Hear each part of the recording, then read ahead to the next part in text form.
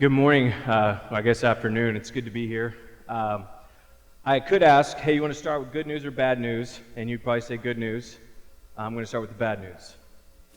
Last night, while we were sleeping, a number equivalent to everyone in this room was forcibly taken from their home or place of work or place where they recreate, a bus, a school, who knows?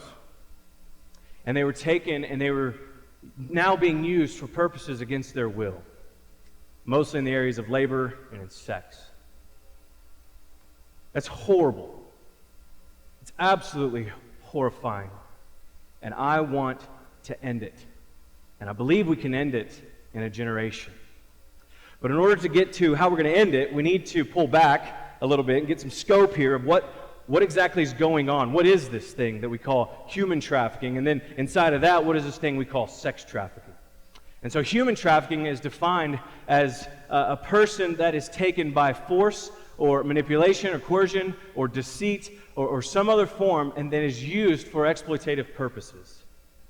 That's what it means to be trafficked. According to multiple sites, there is estimated today about 27 million people today around the world living in slavery.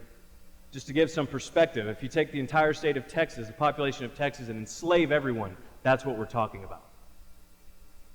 It's horrible. On top of that, it's a $150 billion a year industry. Listen, that is more than the combined revenues of Amazon, Google, and eBay. Sex trafficking makes up 99 billion of that number. They say on conservative estimates that about 5 million are trafficked for sexual exploitation.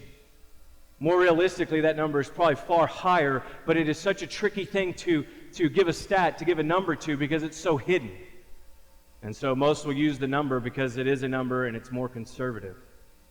98% of people that are trafficked for sexual purposes are female.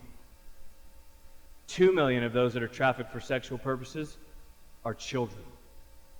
The average age of a child that is being trafficked today is between 12 and 14. And if that's average, you know there's some far younger. In the U.S., 14 to 17,000 are brought into this country a year for trafficking purposes. Texas is one of the highest recipients of those. In fact, 20% of those will go through Texas, through the I-10 corridor in Texas. Unless we think this is just a bigger U.S. problem, big cities, or third world countries problem, let's bring it home to Lubbock for just a second. Voice of Hope here in Lubbock, Texas, did a survey a few years ago, and in the survey they asked law enforcement officials how often they come across minors in the commercial sex industry here in Lubbock, Texas. 88% of them reported that every week they come across a minor involved in the commercial sex industry here. 100% of those knew that those minors were there against their will. This isn't Thailand's problem, this is Lubbock's problem too. It's right here, it's right now. And so my question is, how did we get here? How did it get to this? In my backyard here in Lubbock, Texas, we have a weed called a puncture vine weed. You know it as goat head weed. I hate those stupid things. They've got those big fat stickers, right? They're called goat head stickers. Look like longhorns or something, you know, you step on it, you're like, oh, and it takes you out. It's horrible. Hate those things. And they cover half of my backyard. And so last summer, I went to go weed those things, okay? So I'd get down and I start weeding them out, and I've got like 5 layers of gloves on because those things are not going to touch my skin at all. And as I start to pull, because you got to root them, right, or you're not really going to kill them, so I go to root this thing, and what ends up happening is the little arms of that stupid weed are like all weaved throughout all the nice Bermuda grass that I have. So as I got to pull, I'm pulling up all the Bermuda grass, and all those stupid stickers are falling off into my yard. Here's the thing about those stickers, they're seed, right? And if you don't get every one of them, they're going to bury themselves in the ground, they're going to get watered and nurtured, they're going to grow more. Sex trafficking is like the puncture vine weed. It's gross little arms are weaving out through everything. They even have nice little yellow flowers saying, don't look here, everything's nice and good.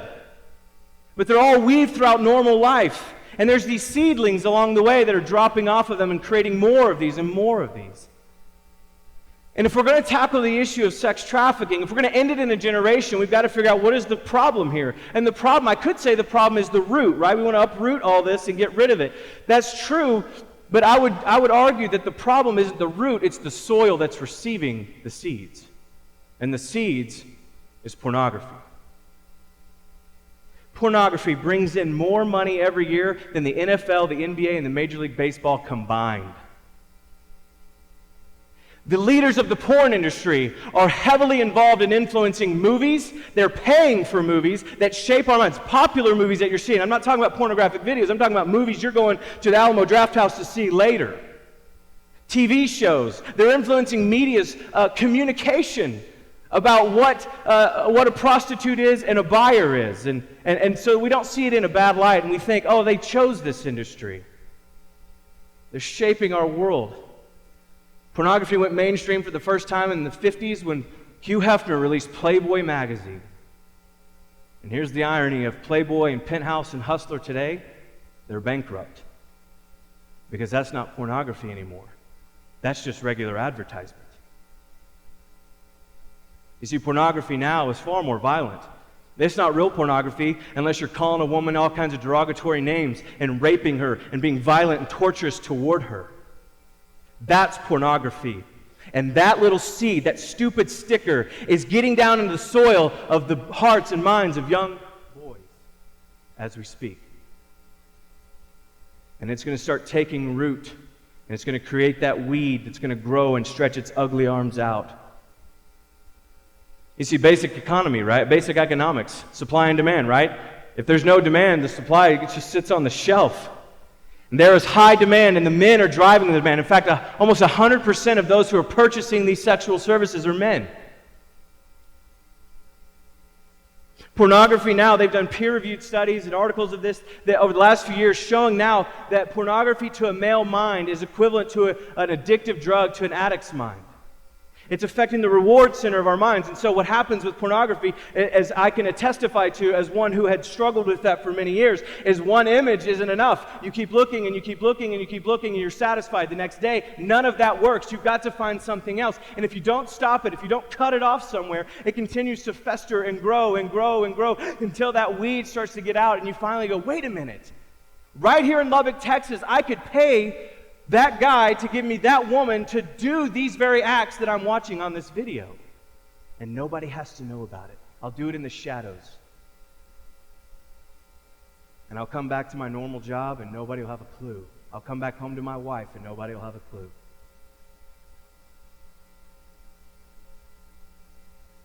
It's horrible. So how do we stop it? My solution? Men. Men are the problem. I think men are the solution.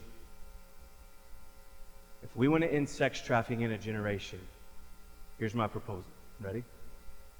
We need moms and dads and grandpas and grandmas and aunts and uncles and cousins and friends and teachers and coaches and many others that will be intentional and work very, very hard to cultivate the soil of the next generation of men so that they will reject the seeds that are trying to take root and form more of this ugly weed. If the seed is not received by the soil, it will wither and it will die and the weed will be non-existent. It will not be there anymore. What we need today are men and women who will raise the next generation of men to see women and view women with respect and honor and dignity. That they will cherish them, that they will be a safe place for them and not a place where they fear them. That they will not control them, rather they would cultivate them.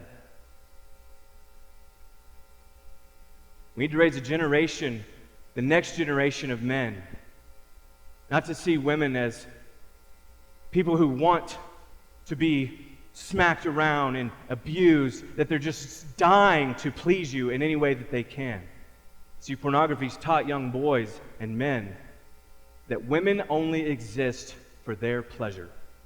And unfortunately, many women have bought into the lie. And I want to plead with you women, do not believe the lie. You do not exist for the pleasure of men. You were made for far more than that. And so we invest in the next generation of men. You see, I've never met the 8-year-old boy, which, by the way, 8-year-old is the average age a boy sees pornography for the first time. I have never gone up to an 8-year-old and said, "Hey, little Timmy, what do you want to be when you get older?" "I want to be a sex trafficker." What happened to being a firefighter?